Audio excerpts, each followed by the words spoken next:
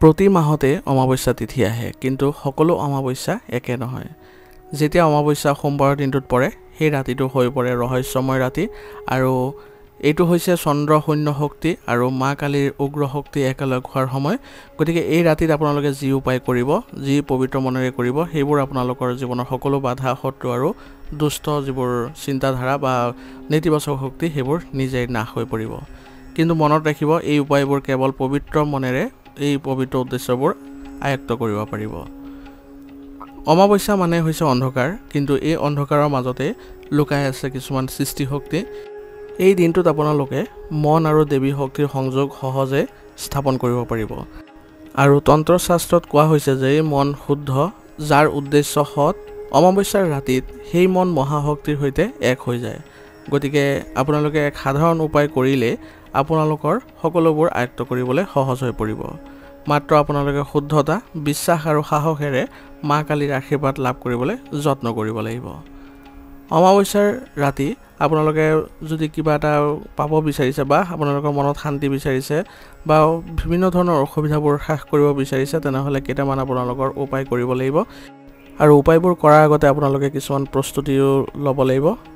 আপোনালোকে ঘিউৰ চাকি ল'ব, কলা তিল ল'ব, চাউল ল'ব, আৰু মা কালীৰ বাবে প্ৰতিমা স্থাপন কৰিবলৈ এখন ফটো ল'ব, ৰঙা ফুল ল'ব, ৰক্ত জবা হ'লে বেছি ভাল, ধূপ, দীপ আৰু পানী আদি লৈ থ'ব। তাৰপিছত সন্ধিয়াৰ সময়ত বা ৰাতি 10 বজাৰ পিছত শান্ত পৰিৱেশত আপোনালোকে দক্ষিণ মুখে বহিব, দক্ষিণ মুৱাকৈ বহিব আৰু আপোনাৰ আগত এখন মা কালীৰ প্ৰতিমা স্থাপন কৰিব। তাৰপিছত ইয়াত চাকি জ্বলাব, এখন কলা কাপোৰ ৰাখিব আৰু পাণ তামোল। এতিয়া চকু বন্ধ কৰি আপুনি মা কালীক মনতে ভাবিব, তেওঁ কলা আকাশৰ মাজত থিয় হৈ আছে আৰু হাতত ত্ৰিশূল আৰু মুখত তেজস্বী হাঁহি আছে। আৰু এতিয়া আপোনালোকে চকু বন্ধ কৰি এই মন্ত্ৰটো 21 বাৰ জপ কৰিব। ওং ক্ৰিং কালী কালী নম। 21 বাৰ জপ কৰাৰ পিছত প্ৰতিবাৰ মন্ত্ৰ কোৱাৰ পাছত জয় মা কালী বুলিও ক'ব। এতিয়া দীপটো মাতৃৰ আগত ৰাখিব, অৰ্থাৎ চাকিটো আপুনি মাতৃৰ আগত আগবঢ়াব, তাত কলা তিল আৰু চাউল দিব। তাৰপিছত এই বিশেষ মন্ত্ৰটো ক'ব, ওং ক্ৰিং কালী মহাকালী কপালিনী স্বৰূপিনী।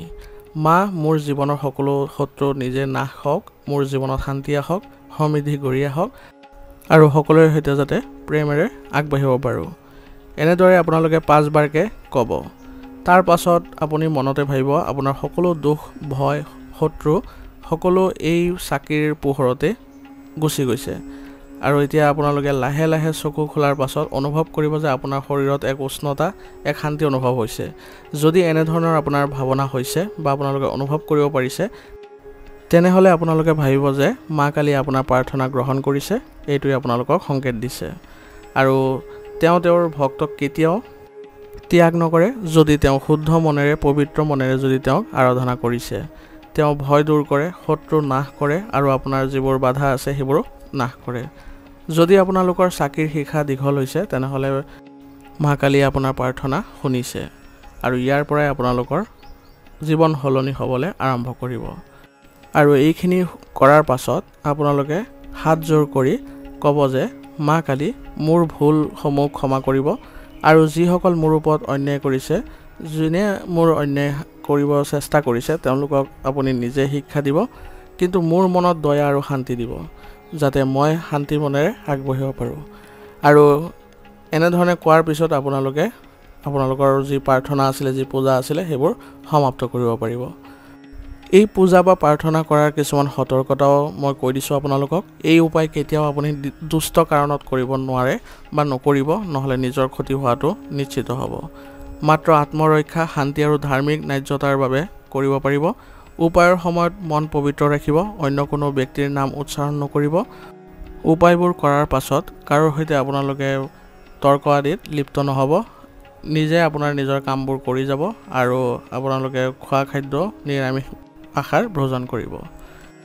গতিকে বন্ধুসকল, এই সোমবাৰৰ অমাৱস্যাত মা কালী আপোনাৰ সৈতে আছে। গতিকে তেওঁ অন্ধকাৰৰ মাজত আপোনাৰ যিবোৰ পোহৰ বিলাব আহিছে আৰু আপোনাৰ ভয়ৰ মাজত সাহস বিলাব আহিছে। গতিকে আপুনি এই উপায়বোৰ বিশ্বাসেৰে কৰক, তেতিয়া আপুনি দেখিব যে আপোনাৰ সকলোবোৰ শত্ৰু নিজে নিজে আঁতৰি গৈছে আৰু আপোনাৰ জীৱনত যিবোৰ অশান্তি আছিলে সেইবোৰো নাইকিয়া হ'ব ধৰিছে আৰু আপোনাৰ সমৃদ্ধি আৰু আৰু জয় অব্যাহত থাকিব। গতিকে সকলোকে ধন্যবাদ জনাইছোঁ। যদি ভিডিঅ'টো ভাল লাগিছে ভিডিঅ'টো লাইক কৰিব আৰু চেনেলত যদি নতুন হৈছে চেনেলটো ছাবস্ক্ৰাইব কৰি ল'ব আৰু কমেণ্টত সকলোৱে জয় মা কালী লিখিবলৈ নাপাহৰিব।